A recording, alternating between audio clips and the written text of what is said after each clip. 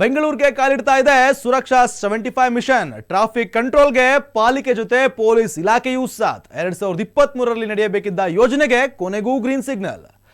ನೀವು ನೋಡ್ತಾ ಇದ್ದೀರಾ ಅಶ್ವವೇಗ ವಿಶೇಷ ಕಾರ್ಯಕ್ರಮ ಟ್ರಾಫಿಕ್ ಮಿಷನ್ 75. ನಾನು ರೋಹಿತ್.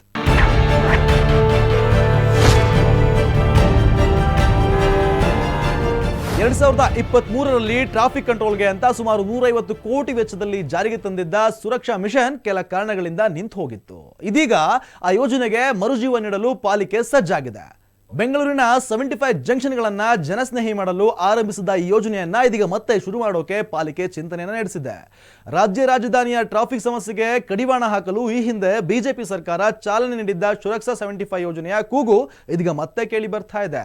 ಬಸವರಾಜ ಬೊಮ್ಮಾಯಿ ಅವಧಿಯಲ್ಲಿ 150 ಕೋಟಿ ವೆಚ್ಚದಲ್ಲಿ ಆರಂಭಿಸಿದ್ದ ಈ ಯೋಜನೆ ಚುನಾವಣೆಯಿಂದ ನೆನೆಗುದಿಗೆ ಬಿದ್ದಿತ್ತು. ಇದೀಗ ಹೊಸ ಸರ್ಕಾರದ ಅವಧಿಯಲ್ಲಿ ಈ ಯೋಜನೆಗೆ ಮರುಜೀವ ನೀಡೋ ಕೆಲಸ ಪಾಲಿಕೆ ನಡೆಸ್ತಾ ಇದೆ. ಏನಿದು ಸುರಕ್ಷಾ 75, ಏನಿದರ ಪ್ರಯೋಜನ ಎಲ್ಲಿದೆ ನೋಡಿ.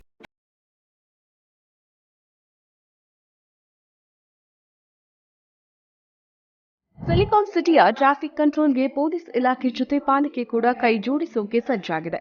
2023ರಲ್ಲಿ ಟ್ರಾಫಿಕ್ ಕಂಟ್ರೋಲ್ಗೆ ಅಂತ ಸುಮಾರು 150 ಕೋಟಿ ವೆಚ್ಚದಲ್ಲಿ ಜಾರಿಗೆ ತಂದಿದ್ದ ಸುರಕ್ಷಾ 75 ಮಿಷನ್ ಕೆಲ ಕಾರಣಗಳಿಂದ ನಿಂತು ಹೋಗಿತ್ತು. ಇದೀಗ ಆ ಯೋಜನೆಗೆ ಮರುಜೀವ ನೀಡಲು ಪಾಲಿಕೆ ಸಜ್ಜಾಗಿದೆ. ಬೆಂಗಳೂರಿನ 75 ಜಂಕ್ಷನ್ಗಳನ್ನ ಜನಸ್ನೇಹಿ ಮಾಡಲು ಆರಂಭಿಸಿದ್ದ ಈ ಯೋಜನೆಯನ್ನ ಇದೀಗ ಮತ್ತೆ ಶುರು ಮಾಡೋಕೆ ಪಾಲಿಕೆ ಚಿಂತನೆಯನ್ನ ನಡೆಸಿದೆ.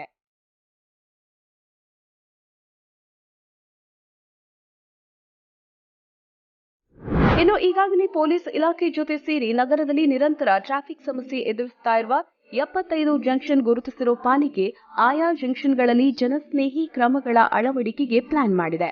ಪಾದಾಚಾರಿ ಮಾರ್ಗ, ಸಿಗ್ನಲ್ ಲೈಟ್ಗಳ ದುರಸ್ತಿ, ವಾಹನಗಳ ವೇಗ ತಗ್ಗಿಸುವ ವ್ಯವಸ್ಥೆಗಳನ್ನು ಅಳವಡಿಸುವ ಮೂಲಕ ಸುಗಮ ಸಂಚಾರಕ್ಕೆ ಅನುವು ಮಾಡಿಕೊಡಲು ತಯಾರಿ ನಡೆದಿದೆ.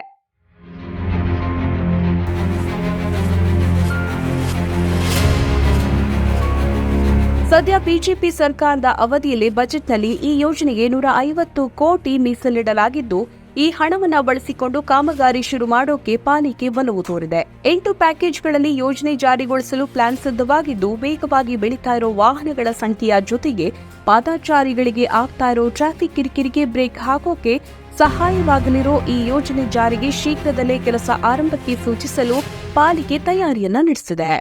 ಒಟ್ಟಿನಲ್ಲಿ ಟ್ರಾಫಿಕ್ ವಾಹನ ದಟ್ಟಣೆಯಿಂದ ಕಂಗಲಾಗಿರೋ ಸಿಲಿಕಾನ್ ಸಿಟಿ ಜನರಿಗೆ ಸುರಕ್ಷಾ 75 ಯೋಜನೆ ವರದಾನವಾಗಲಿದೆ ಅಂತ ಪಾಲಿಕೆ ವಿಶ್ವಾಸವನ್ನ ವ್ಯಕ್ತಪಡಿಸಿದೆ.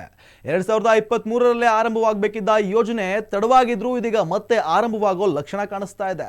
2025ರೊಳಗೆ ಈ ಯೋಜನೆ ಕಂಪ್ಲೀಟ್ ಮಾಡೋಕೆ ಪಾಲಿಕೆ ಚಿಂತನೆಯನ್ನು ನಡೆಸಿದ್ದು, ಈ ಪ್ಲಾನ್ ನಿಂದ ರಾಜಧಾನಿಯ 75 ಜಂಕ್ಷನ್ಗಳ ಟ್ರಾಫಿಕ್ ಎಷ್ಟರ ಮಟ್ಟಿಗೆ ಕಂಟ್ರೋಲ್ ಆಗುತ್ತೆ ಅನ್ನೋದನ್ನ ಕಾದು ನೋಡಬೇಕಾಗಿದೆ. ಇದಾಗಿತ್ತು ಅಶ್ವವೇಗ ವಿಶೇಷ. ನೋಡ್ತಾ ಇರಿ ಅಶ್ವವೇಗ.